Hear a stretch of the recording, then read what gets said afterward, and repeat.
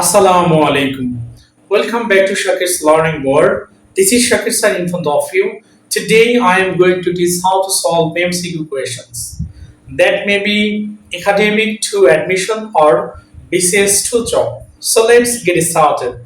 Here is written what is the closest meaning of rock and what is the closest meaning of bastard. So আমরা প্রথমে rock আছে এটার closest মিনিংটা বের করি। এমসিকিউ করার প্রথম নিয়মটি বলেছিলাম তুমি অপশনগুলোর সাথে কোশ্চেনের ফরম্যাট মিলাবা। দেখো রকের সাথে এখানে কোনোটার ফরম্যাটে মিল নাই। যখন মিল থাকবে না তখন তোমার 2 নাম্বার নিয়ম হচ্ছে অর্থ জানা। অর্থ জানলে ভালো, না জানলে আরো ভালো। দেখো এখানে আছে রক। রক মানে শিলা, পাথর। আমরা জানি ওয়াক মানে অপশন 1 ওয়াক জানি না। চর মানে আমরা জানি না। সোয়াই মানেও জানি না, উইগল মানেও জানি না। সো সেক্ষেত্রে কি করবা? ভয়ের কিছু নাই। দেখো এই চারটা অপশনের মধ্যে কার কার মিল আছে সেটা একটু সূক্ষ্মভাবে বের করার চেষ্টা করো। দেখো ওয়াগের সাথে টরের কোনো মিল নাই, কিন্তু ওয়াগের সাথে সোয়াইয়ের যদি করি এখানে ডব্লিউ এ আছে, এখানে ডব্লিউ এ আছে, তার মানে এই দুটো শব্দ এক, কেটে দাও। অপশন 3 তে আছে উইগল। দেখো ওয়াক এবং উইগল এটার উচ্চারণ কিন্তু অনেকটা কাছাকাছি, তার মানে ওয়াক আর উইগল একই জিনিস, কেটে দাও।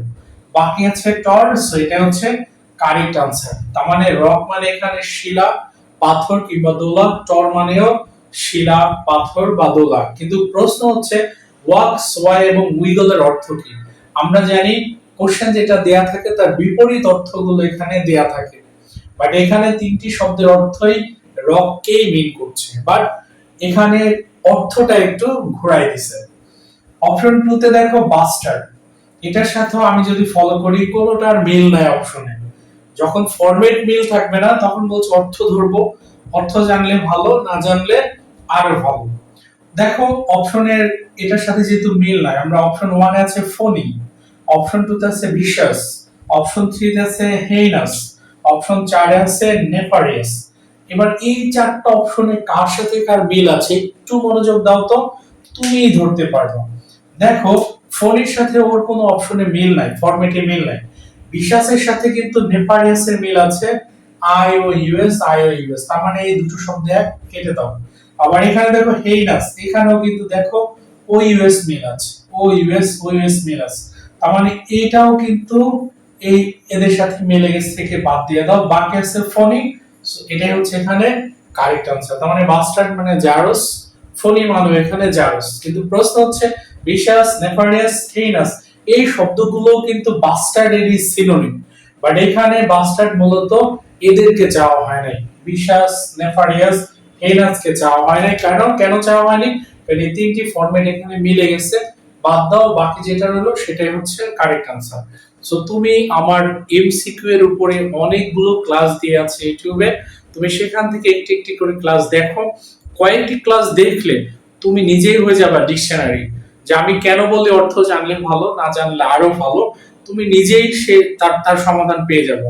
সো এরকম মজার মজার ভিডিও পাওয়ার জন্য অবশ্যই তোমাকে শাকির স্যারের সাথে যুক্ত থাকতে হলে শাকিরস লার্নিং ওয়ার্ল্ড আমার ইউটিউব চ্যানেল তোমরা সাবস্ক্রাইব করে সাথে থাকবে। আমার ফেসবুক পেজ শাকিরস লার্নিং ওয়ার্ল্ড এবং আমার ফেসবুক আইডি রুহুল আমিন শাকির, তিনটি জায়গায় তোমরা আমার সাথে যুক্ত থাকতে পারো। করি তোমাদের ক্লাসটি অনেক ভালো লেগেছে। যদি ভালো লেগে থাকে তোমরা শেয়ার করে দাও, অন্যকে দেখার সুযোগ করে দাও। মনে রেখো শাকির স্যারের ছাত্রছাত্রীরা দুর্বল শিক্ষক এবং অদক্ষ শিক্ষকদের পড়াতে সক্ষম হন।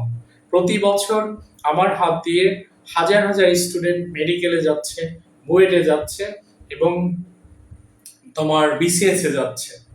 সো তোমরাও যদি ওই পথের পথিক হতে চাও, ইংরেজিতে ভালো করতে চাও, অবশ্যই তোমাকে বেশি জানতে হবে, বেশি খেতে হবে। কেননা শর্টকাট ওয়েতে কখনোই সফলতা পাওয়া যায় না। সফল হতে হলে অবশ্যই বেশি জানতে হবে, অনেক জ্ঞান আহরণ করতে হবে। So this will be for the day, until then আল্লাহ হাফেজ, আসসালামু আলাইকুম।